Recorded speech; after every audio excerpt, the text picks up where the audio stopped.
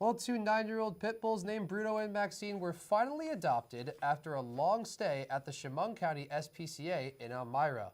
A man who did not release his name to the media walked in unannounced and asked to meet Bruno and Maxine, and he immediately fell in love with the two canines.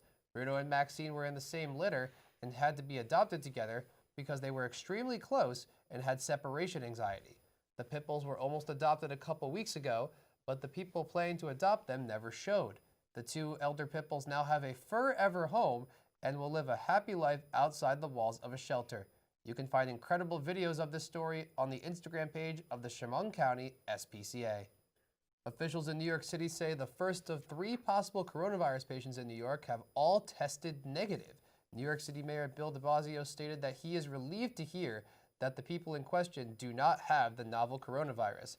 He also says that if you have the symptoms and recent travel history, to please see your health provider immediately. The virus has killed 490 people so far, with the Philippines reporting the only death outside of China. There have been no confirmed cases in the city, but the deadly virus has infected 11 people in the United States and more than 24,000 people around the world.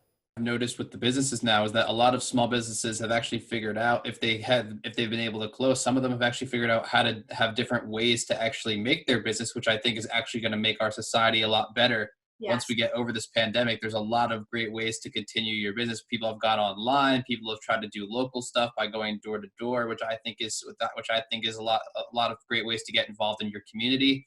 So people have tried to do all these other ways to do it, and some people are getting by doing it. So I think people are going to find out how resourceful they can be by if they can't open their store. The fact that the Cowboys have barely won the NFC East, and in 3 of those games, the last games of the season were all NFC East championships. He has lost to the Giants, the Redskins, and the Eagles. He can't even get past the first round of the playoffs, and he has 1 playoff win. I get it, but still, Kristen, you can't guarantee that they're going to be as good as they once were next year if they get a lottery pick. That's literally like just saying you're throwing all your cards in for them to be the best team in the league next year. The Warriors, plain and simple, their dynasty has fallen. They need a few years. They'll still be a playoff team, but they're not going to be what they once were. I have this amazing video of you squatting 1,000 pounds.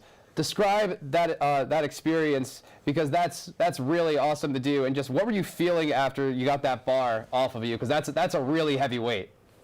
I mean, the best way to describe it's euphoric.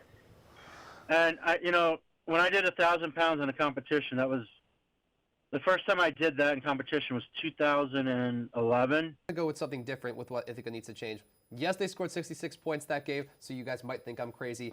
But I think what they really need to do is they need to spread the ball around a lot more. You saw right there on those stats that the ball a lot of the times just went to Andrew Vito. Will Gladney did have 89 yards that game, but Alfred is a team with a stronger defense. You need to throw it to more receivers. You have to make sure everyone gets a touch on this ball if you really want to make sure that you come out on top here against the Saxons today. Being involved in the local politics in town, I have to ask both of you, how do you think the town of Scotch Plains has responded to the coronavirus pandemic? Maybe I should do that one first, or answer this question, because I've been involved from day one.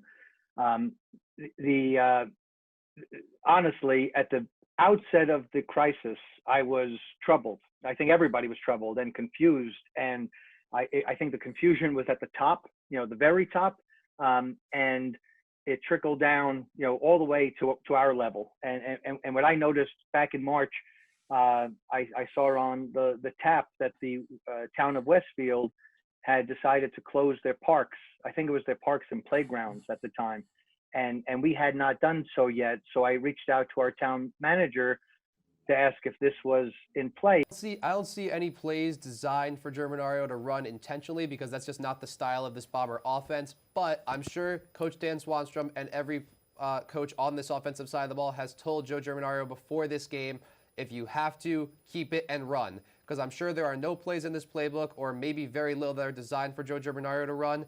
But they probably told them, we know you can run. If you need to, keep it. The winner of that game, here we go, pen drop right there. The winner of that game is going to beat the Patriots. because Lamar Jackson and Patrick Mahomes, probably two of the best young quarterbacks in the league right now. And I think we can all agree with that statistically, even though Mahomes has been hurt. But those two teams are going to battle out in the playoffs. They're going to face Tom Brady. Mahomes will either get revenge or Lamar Jackson will show that his doubters are wrong. How important is it for the first-time voter / young voter demographic in these local elections? Because we might not ever think about it. I will start or take this one because I've got two of those in my house. So 2 out of my 3 fall into this category you're talking about, Brett. And one is a first-time voter, and the other one is, in that demographic. And, the thing that we have always discussed, and as I have watched them grow from kids into adults and voters, we have always discussed issues sitting around our dinner table, whether they be national issues or local issues. All right, so now this is your senior season, the final stand for you. And you have had a very good career at Ithaca. You're in the 1,000-point club now. What are some goals you have for yourself this season? I mean, this season, huge goal would be to make it even further than we did last year. Like I said, it's a pretty lofty goal to get to the Final Four, but I definitely want to win Liberty League. The Watkins Glen Fire Department responded to the scene along with several other fire departments from the area. The roof of the home briefly reignited while fire crews were combing through the building, but it was quickly put out. Fire investigators from the Office of Fire Prevention and Control are assisting the Sheriff's Office in its investigation. Well, Macy's seems to be losing some of its magic. 125 Macy's stores around the country will be shut down over the next 3 years.